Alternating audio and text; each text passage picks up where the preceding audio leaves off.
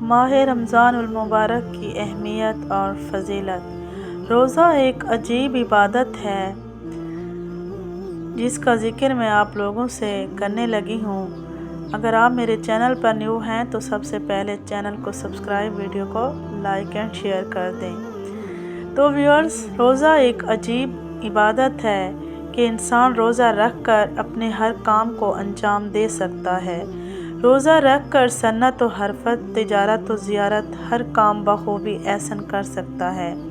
ماہ رمضان برکتوں والا مہینہ ہے اور اس ماہ کی عظمت کا اندازہ اس بات سے لگایا جا سکتا ہے کہ قرآن مقدس کا نزول اسی پاک مہینے میں ہوا اور رمضان کا پہلا عشرہ رحمت، دوسرا عشرہ مغفرت اور تیسرا عشرہ جہنم کی آگ سے نجات کا ذریعہ ہے۔ ماہ رمضان جب بھی اس کا چاند نظر آتا ہے تو آپ صلی اللہ علیہ وآلہ وسلم فرماتے تھے کہ یہ چاند خیر و برکت کا ہے، یہ چاند خیر و برکت کا ہے۔ میں اس ذات پر ایمان رکھتا ہوں جس نے تجھے پیدا فرمایا۔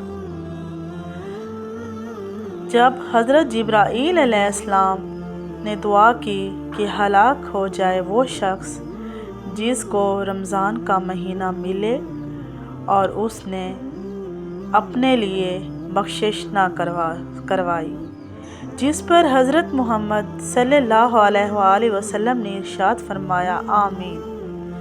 حضرت جبرائیل علیہ السلام کی یہ دعا اور اس پر حضرت محمد صلی اللہ علیہ وآلہ وسلم کا آمین کہنا، اس دعا سے ہمیں رمضان کی اہمیت کو سمجھ لینا چاہیے۔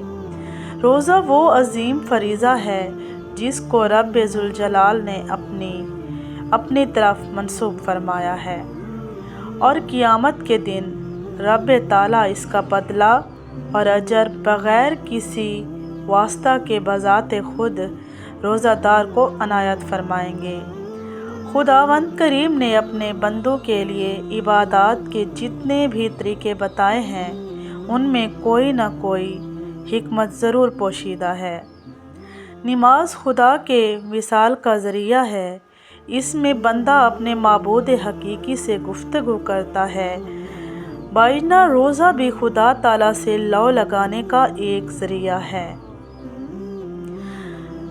اور اس میں حدیث مبارک میں ہے کہ رمضان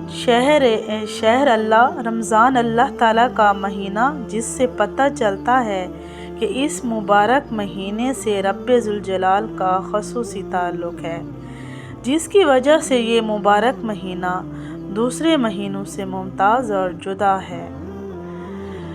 حضرت جابر بن عبداللہ رضی اللہ تعالیٰ عنہ سے روایت ہے کہ حضور صلی اللہ علیہ وآلہ وسلم کا فرمان ہے کہ میری امت کو ماہ رمضان میں 5 چیزیں ایسی عطا کی گئی ہیں جو مجھ سے پہلے کسی نبی کو نہ عطا کی گئیں۔ پہلی یہ کہ جب رمضان المبارک کی پہلی رات ہوتی ہے تو اللہ تعالیٰ ان کی طرف رحمت کی نظر فرماتا ہے اور جس کی طرف اللہ تعالیٰ نظر رحمت فرمائے اسے کبھی بھی عذاب نہ دے گا۔ دوسری یہ کہ شام کے وقت ان کے منہ کی بو جو بھوک کی وجہ سے ہوتی ہے اللہ تعالیٰ کے نزدیک مشک کی خوشبو سے بھی بہتر ہوتی ہے۔ تیسرا یہ کہ فرشتے ہر رات اور دن ان کے لیے مغفرت کی دعائیں کرتے رہتے ہیں۔ چوتھا یہ کہ اللہ تعالیٰ جنت کو حکم دیتے ہیں اور ارشاد فرماتے ہیں میرے نیک بندوں کے لیے مؤذن ہو جا، عن قریب وہ دنیا کی مشقت سے میرے گھر اور کرم میں راحت پائیں گے۔ پانچواں یہ کہ جب رمضان مبارک کی آخری رات آتی ہے تو اللہ تعالیٰ سب کی مغفرت فرما دیتا ہے۔ رمضان کے اس مبارک ماہ کی ان تمام فضیلتوں کو دیکھتے ہوئے مسلمانوں کو اس مہینہ میں عبادت کا خاص اہتمام کرنا چاہیے اور کوئی لمحہ ضائع اور بیکار جانے نہیں دینا چاہیے۔